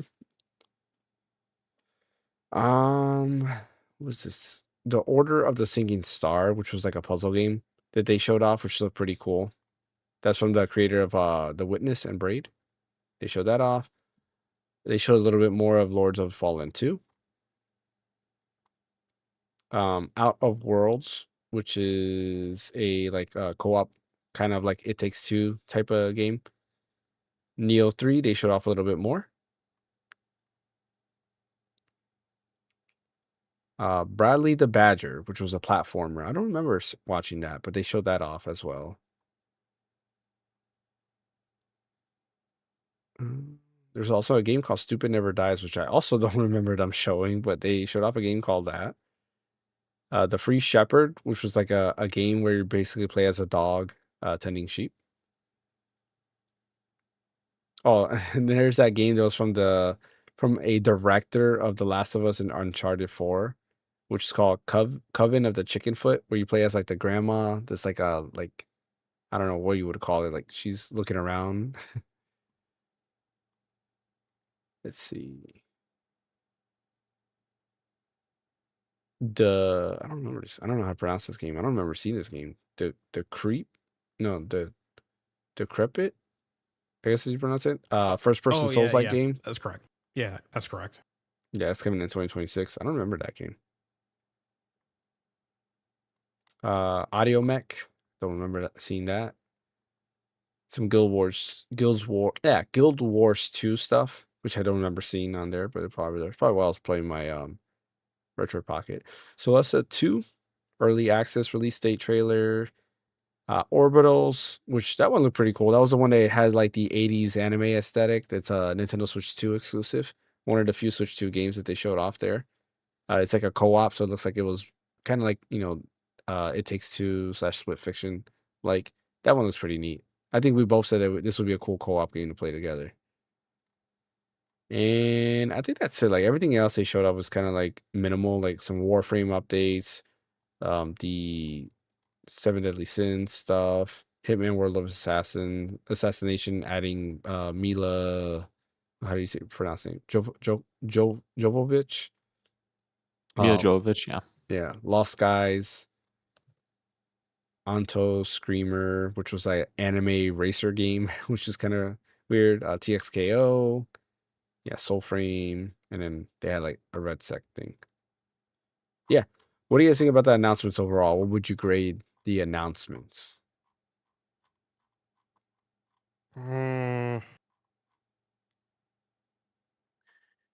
Because there was no Square Enix, but there was Mega Man, I would say that overall it was solid above average, like solid above average. I wouldn't say it's amazing. I wouldn't say it's like meh. I'd say it's a very solid.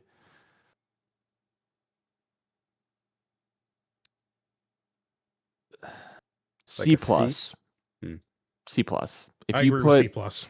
If you put Square Enix in there, that probably bumps it up to a B, depending on what they show.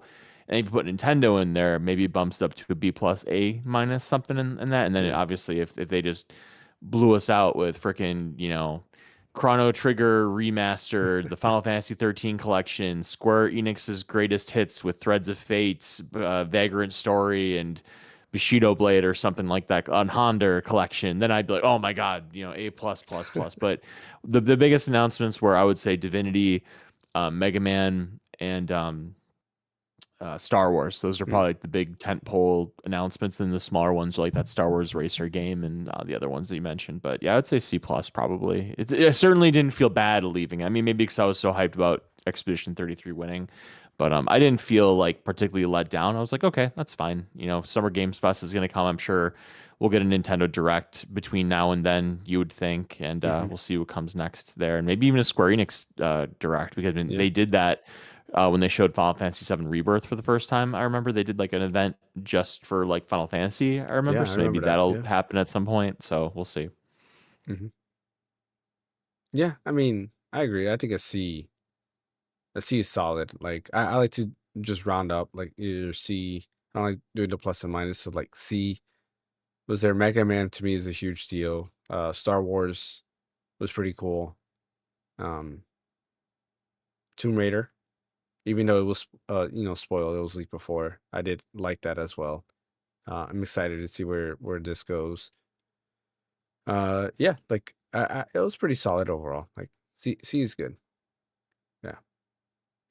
Don't it could have been better. Like High Guard, I think like killed the overall show for me. Like I just think like if they ended with Mega Man, it would have just been. I think it would have been probably one of the Game Awards overall. But High Guard was just kind of like that was. I feel like it was a last minute decision where they were like, "Hey man, we'll give you an extra like $2 million just to show our game last and hype it up." Excuse me. And I feel like Jeff was like, "Yeah, let's do it. Extra $2 million, why not?" And I don't know. Do you guys agree with me? Like, I feel that Mega Man was supposed to be the final announcement. They had the orchestra and everything ready, and it just wasn't. I think it was definitely supposed to be the final announcement. It's just I don't know. When did you say High Guard was supposed to come out? January 26th. Oh damn! So that's like a month away. Yeah. Yeah, it's just the problem is that I understand they wanted like that publicity, but they could like pay a bit less to have their game shown somewhere within the program, not by the end of it and stuff. I'm thinking that the game might do decently when it comes out, but it's just I don't know why they had to do that. It was it's just the way Jeff Keighley definitely hyped it up. It's just it was because, like I said, because sometimes Jeff Keighley hits when it comes to how he hypes things up, and then sometimes he doesn't hit. And High Guard was definitely one of those things that didn't hit at all. He definitely hit well with the Mega Man trailer, but that High Guard stuff, it was just it wasn't good.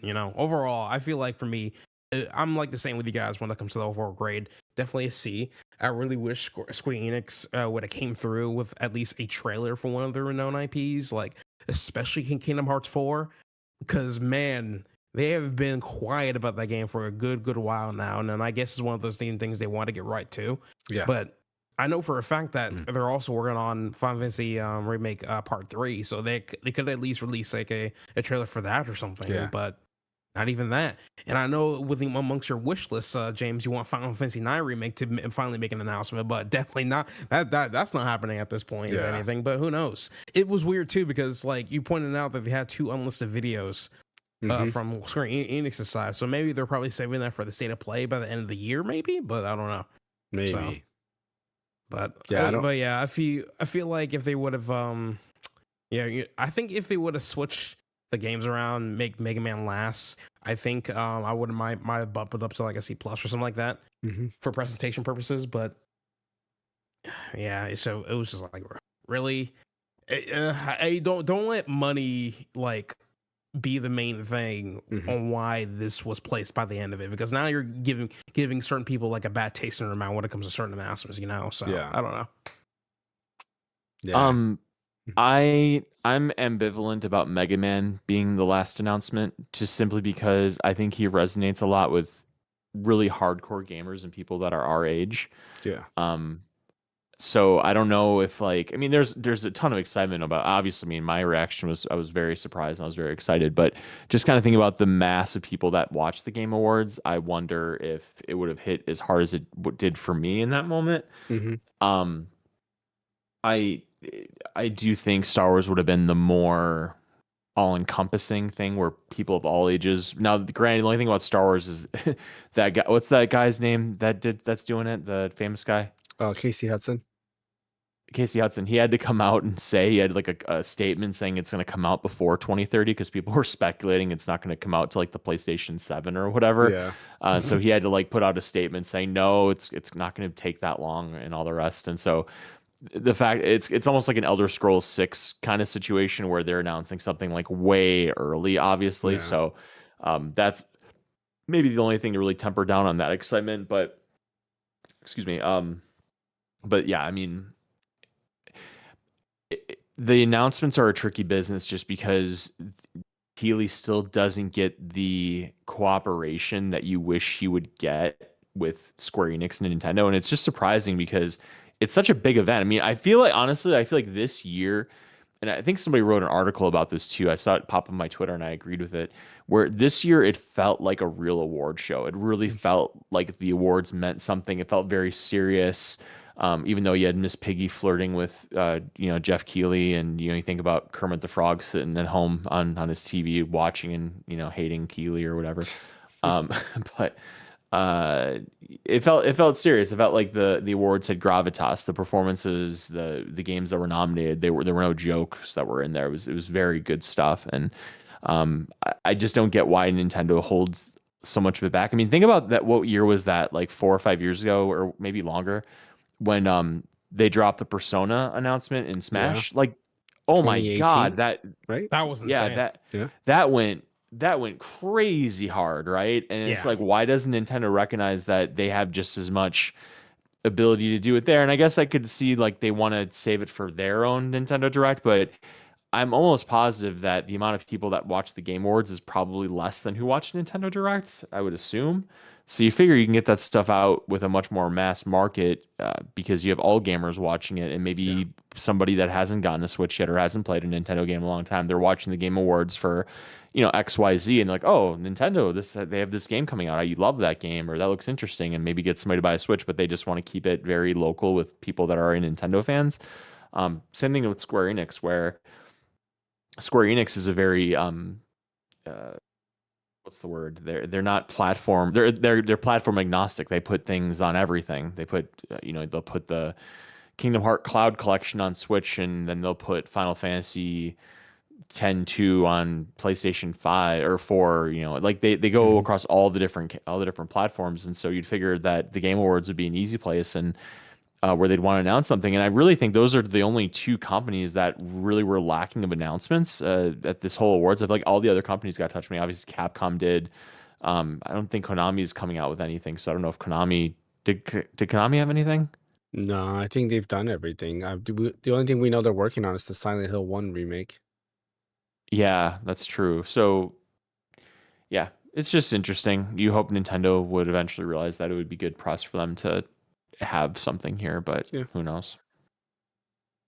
I agree. Like I think like a lot of people mentioned that, and I mentioned it with Ash because I remember that day where I was driving to Best Buy to pick up my midnight copy of Smash Bros. In the line at Best Weren't those the Buy. days? Yeah, the line at Best Buy was Which huge. I one? remember pulling Ultimate, up Ultimate or Brawl? Ultimate. Ultimate. I think it was Ultimate. Yeah. Ultimate. Yeah, and then the line was huge, and then next thing you know, like as I'm pulling up, I see the whole thing, the Joker thing, and then next thing you know, he gets the card, and it's the Smash like the Smash Bros like symbol on the calling card, and then I just Oh hear the yeah, that was so line funny. went crazy.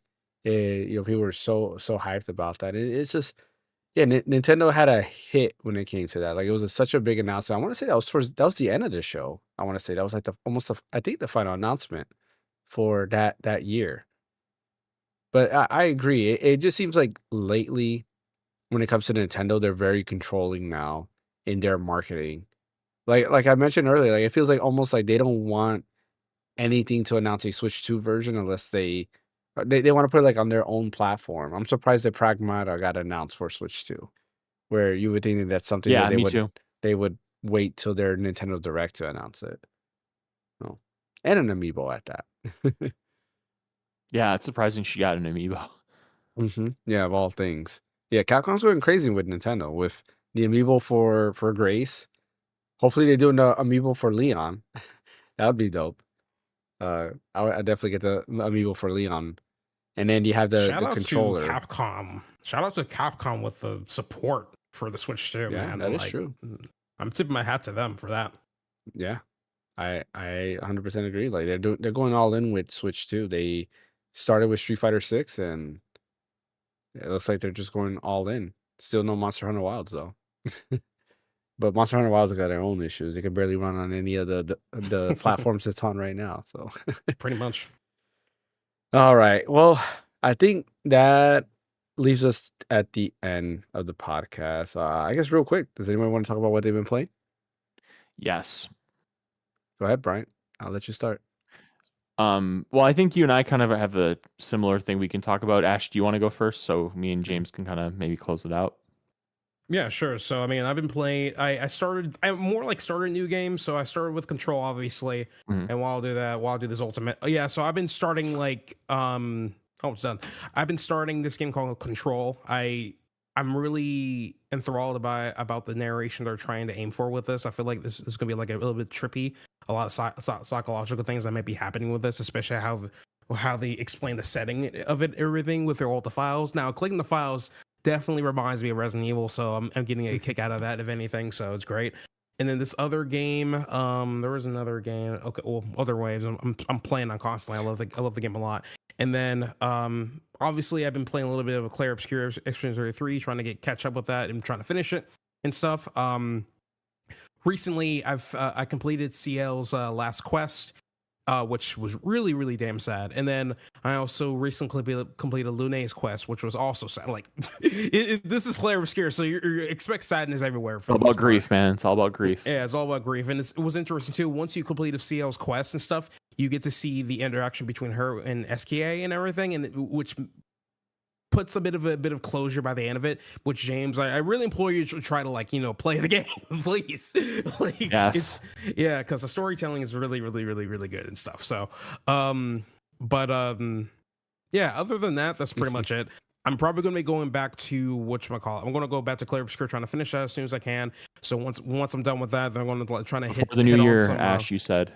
yeah, hopefully. But after that, then I'm going to try out South of the Midnight Sun tonight, because I just downloaded the game via Game Pass. So I'm going to see what's up with that. The game seems pretty short. It's like, if you want to complete everything, it's like maximum 20 hours you can complete it up to, which I'm probably going to do with myself. So, but yeah, so that's pretty much what I've been playing. Nice. All good games. Yeah. So Metroid Prime 4. Okay. I read something on Twitter the other day that I really kind of summed up how I'm feeling about this. If we went 3 to 5 years between Metroid Prime games, I would be What am I looking at? Well, what else weird? I'm gonna play Good. it. I'm glad to see Okay, Expedition 33 I'm gonna there. play Same it. here. Good, man. If we were only going 3 to 5 years between Metroid Prime games, I would be a lot higher on it than I am. But when you think about the fact that the last one that came out was 2010, right? Is that when the last one came out? When Corruption came out, was it 2010? Do you know? I feel like it's Or was it 2007? before that. Let me see. I'll find out for you right now. Okay. Let's see.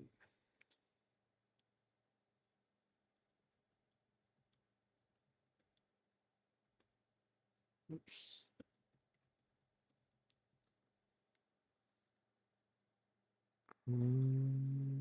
2009. Or 2009. Okay, I was close no, to I like 2010. 2007. It is 2007. Okay. Yeah. So 18 years have passed between Corruption and Beyond. And so you have expectations going into Beyond that there's going to be so much here that is just going to blow you away. Or at the very least, just be solid, like way solid. And I just don't feel that way about this. I don't like the desert. I don't like it at all. I don't like the motorcycle. I think that it just feels very dated. It's not. It feels like they're like, well, let's put a motorcycle in a game. Okay, well, let's put Samus on a motorcycle. That's cool. She can do the Akira slide and everything. And it's just, I don't like it. And then I beat the part with the factory where you get the Viola or whatever. And then after that, you go to this ice world, and the ice world is almost identical in going through it the same way that you go through the power world where you get Viola, where you go through the entire thing and the entire thing's dead and there's no power or whatever. And then you Yeah. get to the end of it and you light the generators and like the whole world has power again, and then you have to backtrack your way through the whole thing. And like that's exactly what you did in the power world, or the thunder world or whatever it's called, where you build Viola. And I just can't stand that they did that twice. And then you go back to the hub world where Miles is, for him to put the ice chip in your gun or whatever. And it's like, wait, I want to go back to the jungle world where there's branching paths and stuff to do, and not just run through a level, power up a generator, have a boss battle, and then come back. It's very redundant. I can't, like, maybe you have one level like that. Like when you get the Viola, maybe you do one level like that. Okay, that's a cool change of pace. But the fact that they copied it almost beat for beat in the next world with the ice thing, um, doesn't make me feel great. And now the next world is you're supposed to go back to the volcano level because now you have the ice beam. You got that far, right, James? No, I didn't get the ice beam yet. I'm backtracking Okay, well, still. you're gonna get the Yeah. ice beam. Um, so you're going back to the volcano world, and it's like, what is the volcano world going to be non-active? Then you get to the end of it, and then you blow up the volcano. Now the freaking volcano is erupting everywhere, and you got to get out, and then go back to the desert world where you get the electric gun, and then you have to go to Miles for him to put. It just feels all very contrived, just very video gamey, very okay, I'm doing this to do that. And I just remember Metroid Prime feeling so damn organic, where I walked into those worlds and I felt like I was literally somebody that hasn't visited them in hundreds of years, and it just felt very okay, here I'm walking through this half pipe. I don't know what can I do with this half pipe. When I'm in the morph ball form, I can't go fast enough to go up and down it. Okay, well, I'll come back and revisit this half pipe when I get that power up. And then you go through the little door, and then there's multiple places where you can go in, and then it's like, okay, well, I have this power up. I'm gonna go in here, fight. And it just felt so natural and very, and like I said, very organic, and nothing feels as good as that. And now I think about Metroid Prime 4 Beyond, and it feels like levels. It feels like a level in a video game where it's like, okay, I'm beating this level, then I'm going to go back to this level. And that's not what Metroid is. And honestly, I think I said this last time when we were talking about this, the shooting in the game isn't good enough to have it kind of work like a traditional video game. Like, it's competent, but it's not anything to write home about by any means. The explosions feel good, I guess, and I don't know. It's if this was a 3 to 5 year project and this is the game we got, like, okay, they're trying something new. I'll go through this. I know, maybe before I turn 50, they'll have another one, and no big deal. But the fact of the matter is, there's an 18-year gap between Corruption and this. doesn't make me feel great about if or when the next game is going to come out, and if they're going to keep going down this trajectory. And if they do, they've kind of dropped the ball. But I'll leave my comments there, and you can speak on how you're feeling about it. Yeah, I mean, I don't know if I would be that negative. Like, I mentioned it last time. It feels a lot like Metroid Prime 3. Metroid Prime 3, unfortunately, was a little bit more linear, and this has like a more linear progression. Um, like you, I don't like the desert area. It is really empty. The motorcycle, the Viola was like kind of shooting. It's like that was not necessary. We didn't need that. I prefer her to be more on foot than going ahead and riding a mount. I'm not exactly sure why. I'm not. Maybe yeah, they were just trying to experiment, try something new. I get it, but no, like we don't need that. I do agree that yes, it does feels like the what was it called, Volt Tower, or was it Volt Fortress or something like that, whatever it was called. The fortress level is like you have to get the power back on, and then you go to the ice level, and it's basically the same thing. You gotta get the power back on. I do hope that that's not the case for the volcano part, but yes, the first two scenarios just seem exactly the same. The shooting, like I don't mind the shooting. It it doesn't bother me. Like I like the gameplay loop of that, and I do like the ice level specifically just of how it looked better than the factory level. I think it's called Volt Fortress. I want to call it Volt Fortress, but I could be wrong. Um, but like I prefer like the ice area. It does look better overall. Like even that opening where you're fighting those wolves, I thought was kind of cool. Like how they're encircling you, and I guess you have to almost like die to get saved. Like, did that happen to you too, or no, Brian? What was that? You had to die to get saved? What was it? Yeah, like when you like when the wolves are like you're With the in a wolves, wolf. yeah. Okay, because Hmm. I kept like trying not to die. I was like, oh shoot, like I don't want to die. But yeah, like the minute like I go down to barely any HP, then the guy comes in with the turret and starts like shooting at the wolves.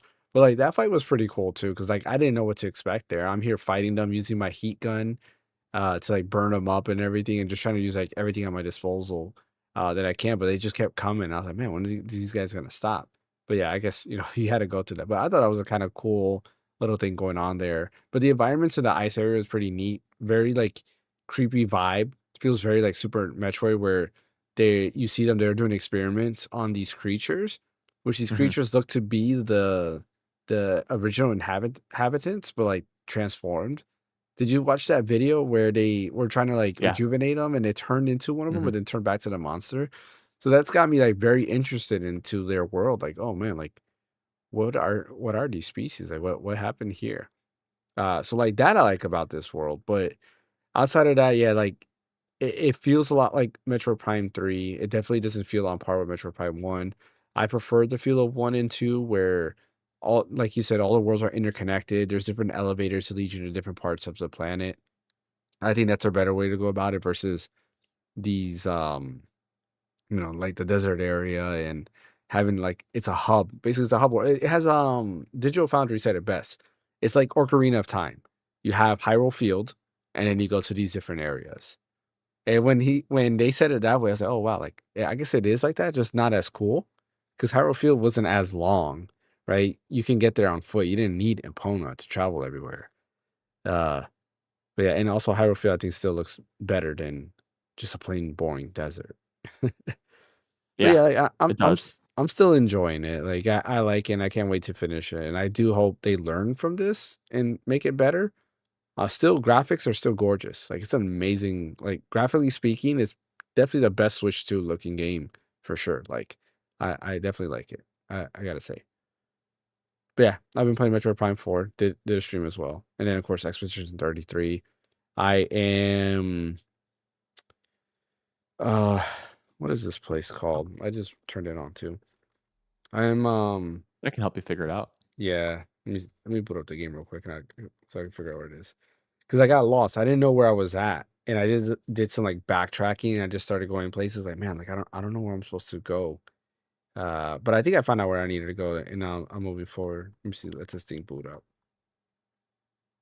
Yeah, I have the new Yeah, I'm very Windows curious. home thing and it is I'm not sure how I feel about it. It's kind of buggy. Oh, really? Yeah. Oh no. It's because it doesn't have that extra button. So like right now, like it boots into the chat instead of the game. Oh, now the game is Mm. booting in, or not? Yeah, now the game's booting. Like why are you booting into Steam chat? Like I don't use that.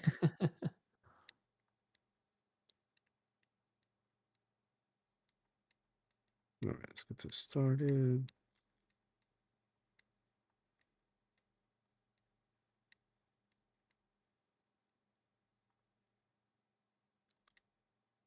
Sorry, let me. Oh, the Forgotten Battlefield. That's where I'm at. Okay, yeah. So you're right after Act 1. Mm-hmm. Yeah. Yeah. Okay. So Yeah, like you're going. this is where I'm sitting at right Yep. now. I know exactly where you are. Yep. Yeah. So I'm gonna continue that probably tonight and yeah, play some more. Got my crew. My brightness is low, so you can barely see it, but yeah. Got Yeah. Sail, Oh, Lune, Verso, yeah. and Mael. Yep. Yeah, I missed Yeah. one character. Yeah. What happened to him? I haven't gotten them yet. I know who you're talking about, but I haven't gotten them yet. No, I was talking about Gustav. Oh, Gustav. Yeah. Maybe what if there was like a secret? Never mind. That's spoilers. We'll talk about that later. Okay. But yeah, that's really all I've been playing. Like I mentioned, I probably want to play some Mega Man again because I'm excited. Yeah, I'm for going Mega Man. to. Only I can multitask and play multiple games at once. I wish I had that power because I know people that can definitely do that. But the thing Yeah. is, for them, is that they have like ultra ADHD levels of like ADHD. I'm like, how do you do that? It's insane. But yeah. You know, on a side note, one more thing before we end the podcast. I think I'm gonna invest in the glasses that Fan has. Fan has. Yeah, because I just thought about it. I was like, man, like imagine playing like connected to my Steam Deck or my RGLX or even like my Switch 2 and just laying in Switch. bed Yeah. and just having a giant TV with those glasses because they work I great.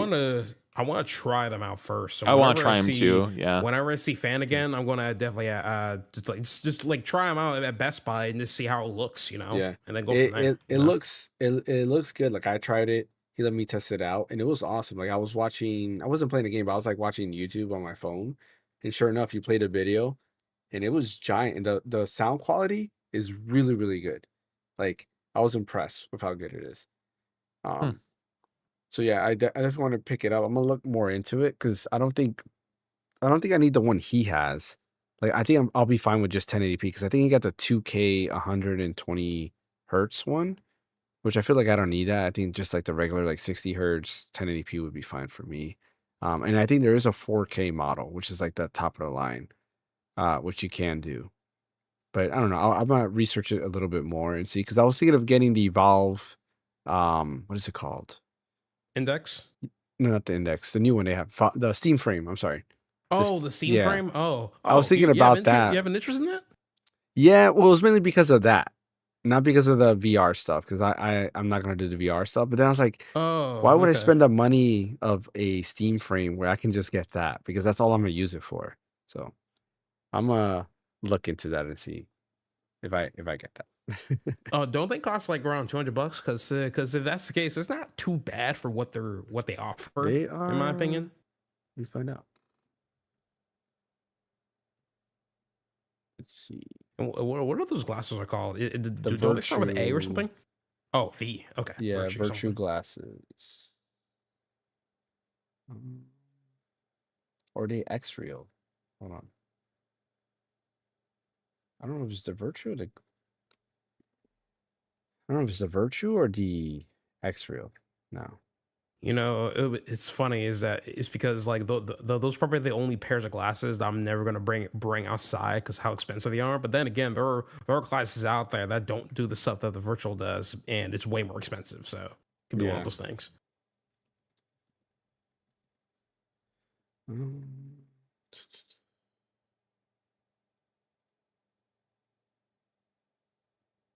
I think it's the X Real that he has. I gotta ask him.